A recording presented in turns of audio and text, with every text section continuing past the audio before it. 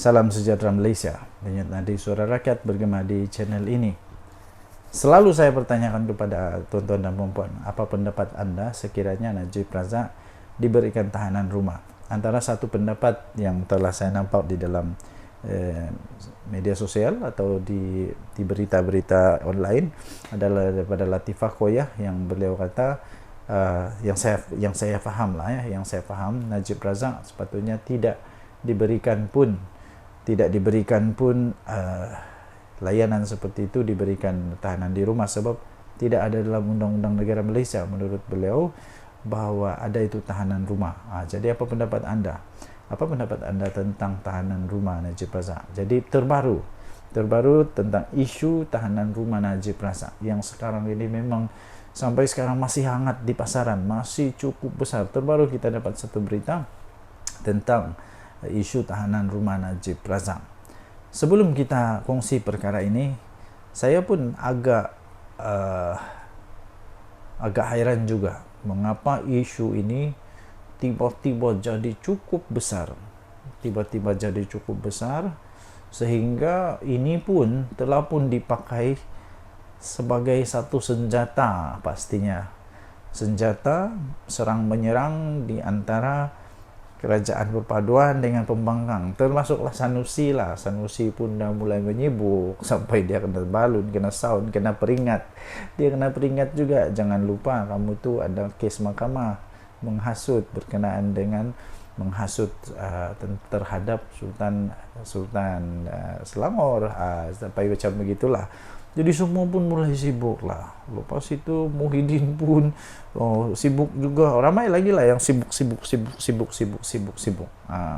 Semuanya sibuk. Tapi akhirnya DAP mengeluarkan dia punya pendapat, mengeluarkan dia punya pandangan, dan mengeluarkan pendirian mereka. Dan ini saya respect. Beginilah. DAP menghormati keputusan mahkamah libatkan isu tahanan rumah Najib Razak. Ini 21 April di Sinar Harian. DAP akan menghormati keputusan mahkamah berhubung permohonan bekas Perdana Menteri Datuk Seri Najib Tun Razak untuk menghabiskan baki hukuman penjara 6 tahun sebagai tahanan di rumah. Ketua Wanita DAP iaitu Teo Ni Ching berkata, pihaknya tetap menghormati keputusan mahkamah itu nanti. Walaupun sebelum ini parti tersebut pernah berkempen supaya bekas Perdana Menteri itu dipenjarakan. Betul juga. Tapi inilah wajah yang bagus, menghormati mahkamah. Jangan sampai mempersoalkan mahkamah, itu menghina mahkamah. Okey, saya tidak mau komen banyak. Dia kata, saya tidak mau komen banyak sebab dalam kes Datuk Seri Najib, pendirian DAP adalah jelas bahawa beliau bersalah. Ya, memang sudah pun ditetapkan keputusan. Keputusan sudah pun dinyatakan bahawa Najib bersalah. Dia kalah 8-1. Sampai di Mahkamah Persekutuan dia kalah. Jadi, memang jelas bahawa Najib Razak bersalah. Tambahnya lagi, kita telah berkempen tentang perkara itu selama beberapa tahun dan beliau juga telah dijatuhkan hukuman. Jadi berhubung isu ini, katanya tahanan di rumah, kita akan hormati. Kita tidak boleh kata tidak terima kerana semasa beliau dijatuhkan hukuman bersalah itu pun merupakan keputusan mahkamah, katanya.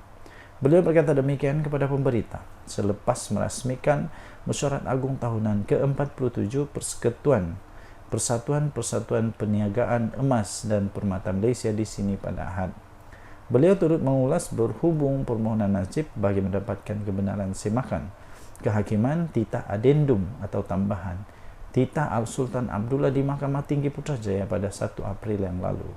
Dalam notis permohonan itu, beliau memohon perintah untuk semua atau seorang responden melaksanakan titah Al-Sultan Abdullah dan dengan serta-merta memindahannya dari penjara Pajang ke kediamannya.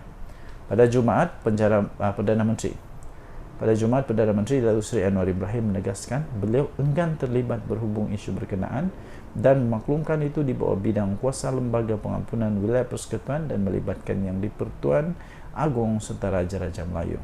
Katanya, saya tidak mau terlibat perbincangan soal tita adendum dan sebagainya. Ini bidang kuasa Lembaga Pengampunan dan wewenang sepenuhnya Agung atau Raja-Raja Melayu, ujar Anwar.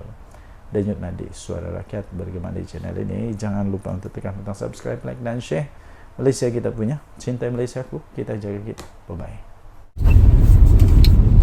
Salam sejahtera Malaysia. Denyut nadi suara rakyat bergema di channel ini. Selamat malam tuan-tuan dan puan yang dihormati sekalian. Masih lagi kita berlegar-legar dalam isu tahanan Najib Razak. Terbaru, kita baru saja terima satu input yang baru, satu berita yang baru. Sementara itu, saya ingin bertanya kepada anda semua, tuan-tuan dan puan-puan yang bijaksana lagi arif, pada pandangan anda secara peribadi, tanpa dipengaruhi oleh mana-mana orang, sama ada kawan kah, bini kah, laki kah, saudara kah, rakan sekerja kah, tanpa dipengaruhi oleh mana-mana, anda boleh komen di ruangan komen ya. Tolong komen supaya kita tahu. Adakah anda bersetuju jika Najib dikenakan tindakan hukuman penjara ataupun tahanan rumah? Okey, itu soalan dia. Adakah anda setuju atau tidak? Okey. Baik, tuan-tuan dan puan-puan yang dihormati sekalian, rupa-rupanya baru sebentar tadi kita terima, hampir sukarlah untuk Najib Razak akan mendapat tahanan rumah ini. Susah juga untuk dia dapat kelulusan untuk ini, kerana rupa-rupanya menurut seorang pakar, isu tahanan rumah Najib ini tidak termaktub dalam undang-undang negara. Tidak termaktub dalam undang-undang negara dan tidak termasuk di dalam kita punya perlembagaan. Jadi siapa yang kata ini?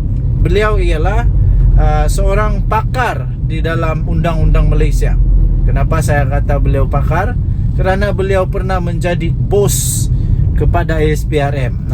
Dia mesti tahu tentang undang-undang lah. At least dia tahulah undang-undang lebih daripada saya, lebih daripada makcik-makcik semua mungkin.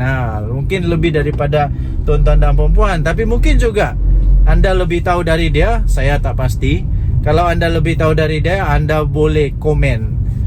Anda boleh komen, anda boleh respon dan sebagainya. Tapi kalau saya fikir dia lebih tahu dari saya lah. Jadi apa yang dia kata ini mungkin saya agak bersetujulah. Okey. Tanpa membelakangi kuasa kedaulatan Yang di-Pertuan Agong ya, tanpa membelakangi kuasa kedaulatan Yang di-Pertuan Agong. Jadi apa cerita dia ya tuan-tuan dan puan-puan yang dihormati sekalian? Menurut Latifah Koya, dia kata isu tahanan rumah Najib Razak ini tidak termaktub dalam undang-undang negara Malaysia. Tidak termaktub dalam undang-undang negara Malaysia. Apa maksudnya tidak termaktub dalam undang-undang negara Malaysia? Adakah itu bermaksud bahawa memang tak ada harapan langsung untuk Najib Razak dapat yang istilah dia tahanan rumah? Adakah itu maksud dia? Mari kita korek bersama-sama. Okey.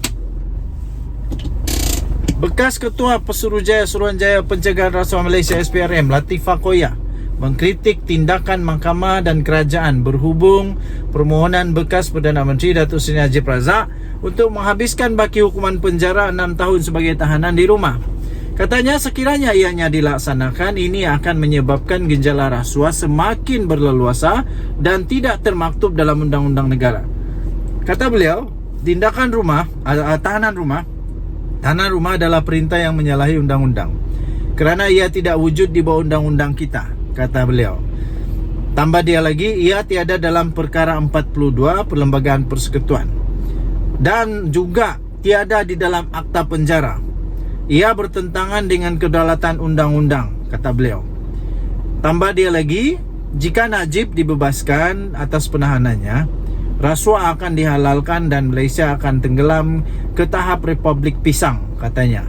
Ciapnya di laman X, Twitter miliknya pada hari Isnin. Jadi ada di attach juga, di mana dia kata dalam bahasa Inggeris sebenarnya house arrest is an unlawful order. It doesn't exist under our law. It's not in Art 42 of the Federal Constitution or the Prison Act. It's against the rules of law. If Najib is released on house arrest, corruption will be legitimized and Malaysia will sink to the level of banana republic, dia kata.